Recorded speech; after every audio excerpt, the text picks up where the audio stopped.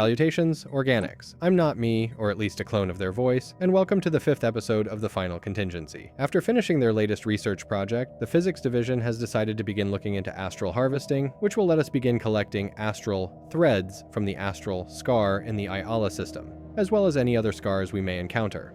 While the use for this exotic matter will currently only be useful for research purposes, this is only the first step in investigating these strange phenomena. Bracer has joined many of our leaders in obtaining a specialization. Like Airpoid, they are also becoming an explorer as their thirst for the knowledge of the cosmos is never-ending. Good job, Bracer.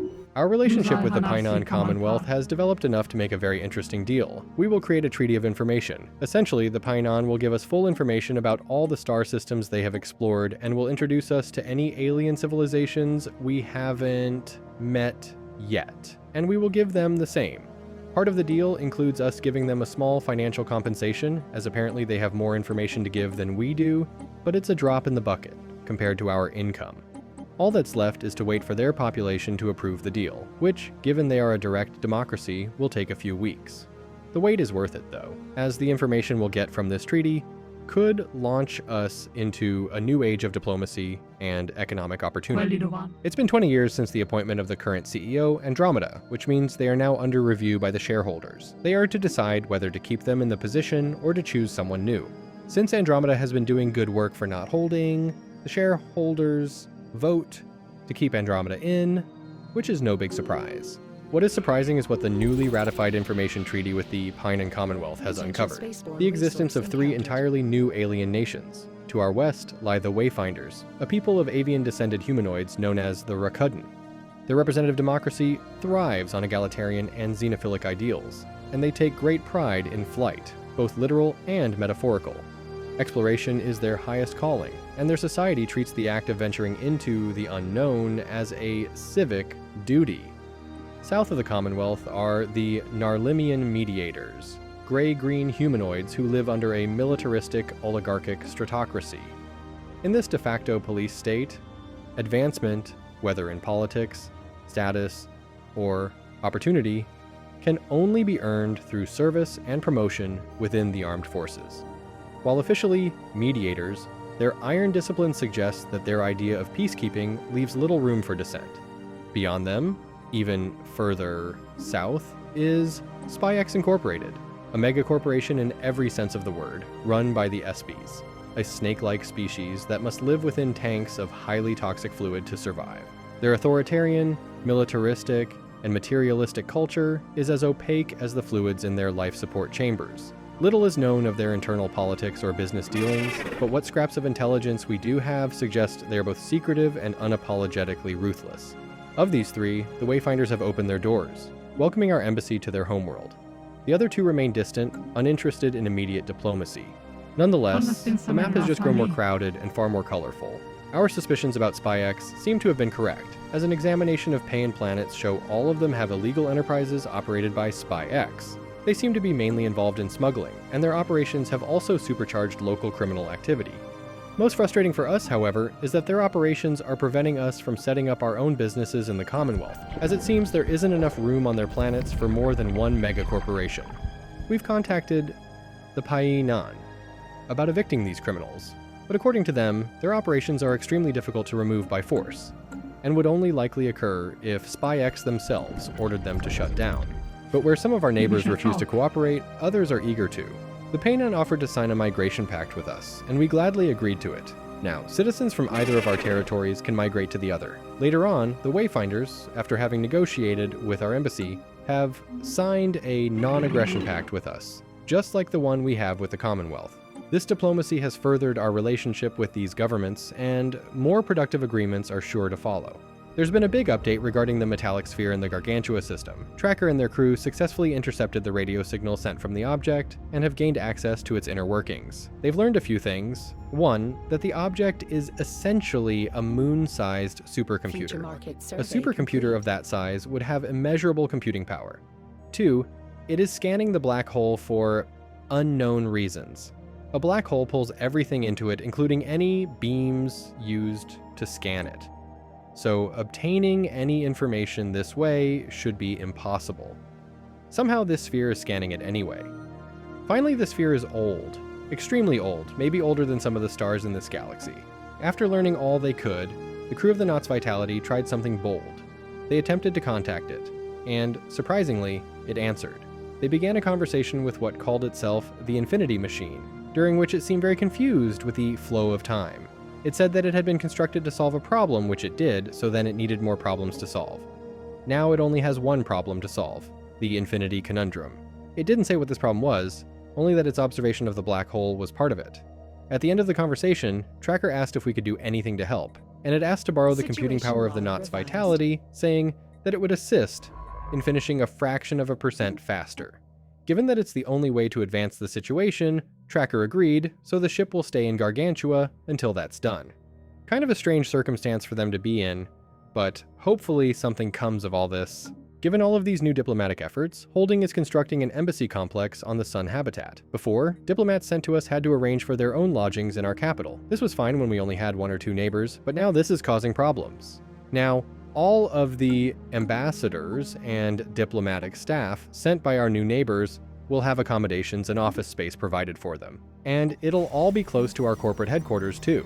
Sure, it's a tad expensive, but it will pay for itself in no time.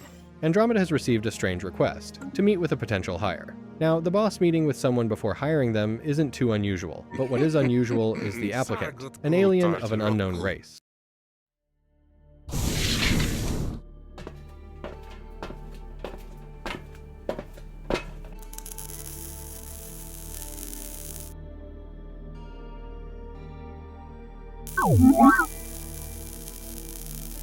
Ali.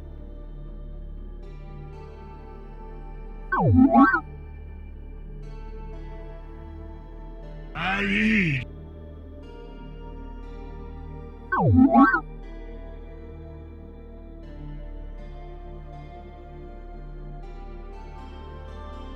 Ali.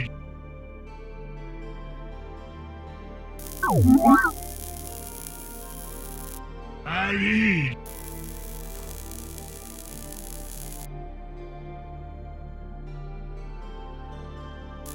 Aye.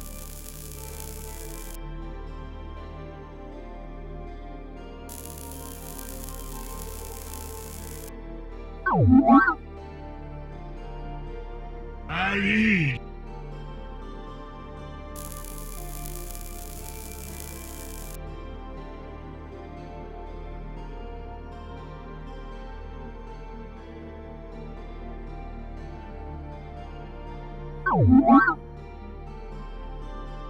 Aye.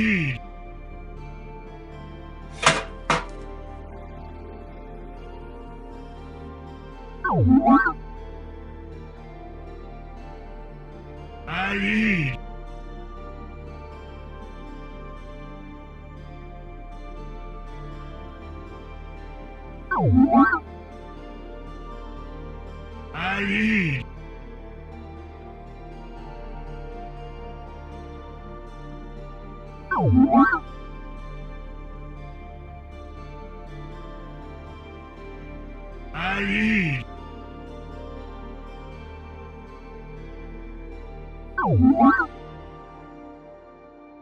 Aye. Aye. Aye.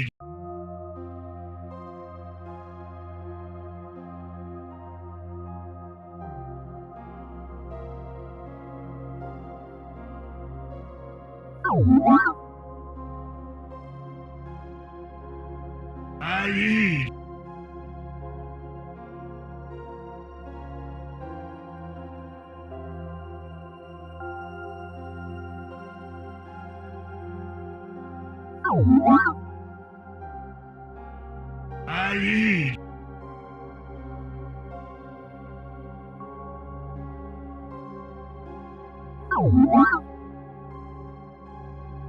Aye.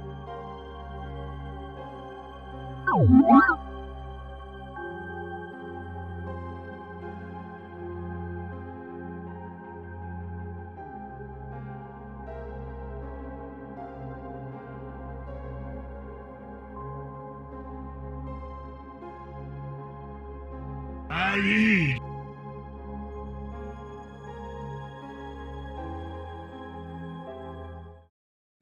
Borin, the salvager turned wanderer, is now in our employ as a Discovery Division scientist. His expertise in mechanics and material science will likely prove useful in investigating anomalies, though his reliance on a certain alcoholic beverage he brews himself may become a liability.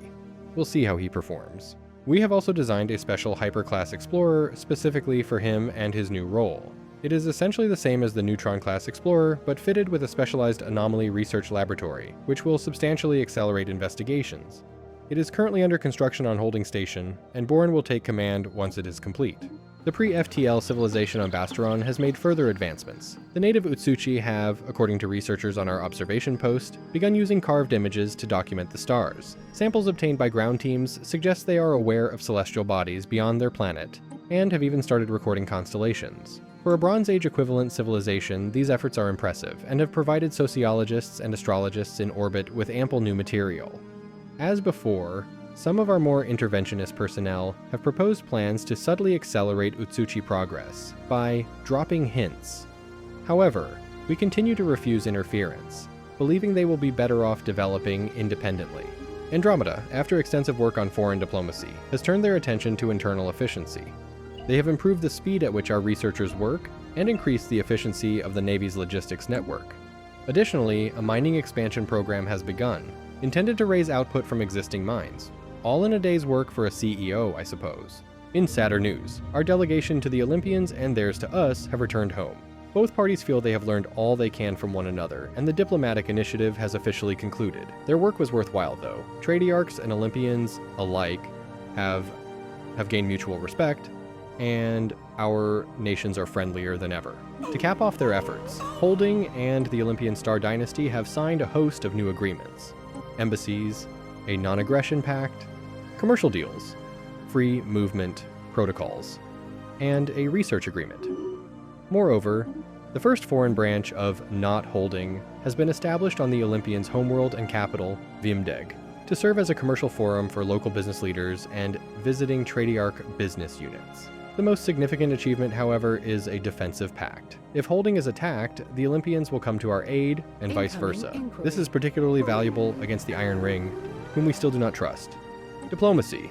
Borin's ship is finally complete. He has christened it the Knots Nirvana, and he is ready to begin investigations. His first assignment is in the Tortortonut system, where strange lights have been reported around the system's star. We wish him luck. The engineering division has unveiled a brand new ship design, the Destroyer. Twice the size of a corvette, it represents a significant upgrade to our Navy. It carries 2 medium weapons on the bow, 1 blue laser, and 1 railgun, with smaller versions mounted above. 2 small fusion missile launchers are fitted on each side, with another at the stern. The vessel balances shielding and ceramo metal armor, and is equipped with afterburners for additional thrust when needed.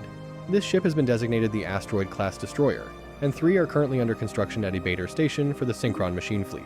Borin's first investigation is complete. The strange lights in Tortortonut come from hundreds of prismatic objects orbiting the star. Varying in size and shape, they refract starlight into dazzling spectral patterns. The prisms appear to have been placed long ago, though most have since been knocked out of alignment. What remains, however, is still mesmerizing. Images of the spectacle have spread across the Tradiarch internet, and Not Transportation is already planning tourist routes to the system. A strong first discovery, and only the beginning for Borin. Unidentified aliens to our north have transmitted a large data package containing extensive audio and video files. These appear to function as translation keys, an ideal scenario for our Discovery Division linguists, assuming their accuracy. Encouragingly, the keys worked. Communication was established with the aliens, who call themselves the Yalakizi. The Yalakis are bird-like humanoids akin to the Wayfinders, though they lost the ability to fly long ago. Their government, the Yalaksan Unified Nations, is an egalitarian, xenophilic, militaristic democracy. Martial prowess is highly valued, and military officials often take on the same responsibilities as civilian politicians. Overall, they appear friendly, for now. The Wayfinders, our neighbors to the west, have agreed to permit businesses to operate across both territories. This presents not only a commercial opportunity, but also a diplomatic one. Our first branch office in Wayfinder space has been established on their capital, Osprania, and has begun constructing a public relations firm to improve our image. 3 cheers for new markets. Borin and the Knots Nirvana have uncovered further evidence of the ancient Cybrex civilization. Anomalous structures on a volcanic planet in the Kjolunvar system, in the southeast, have been confirmed as Cybrex in origin. The site appears to have been a base of operations, now mostly reduced to a crater. At the same time, Rob Bott's Commerce Division has been completed and has assumed new importance with the rise of interstellar trade. Rob has shifted its focus from internal to external commerce with an initiative he calls Universal Transactions. A profitable time to be a holding investor, indeed. And with that, I think we'll leave off. So, be sure to tune in next time for another episode of The Final Contingency. Thank you very much, and goodbye.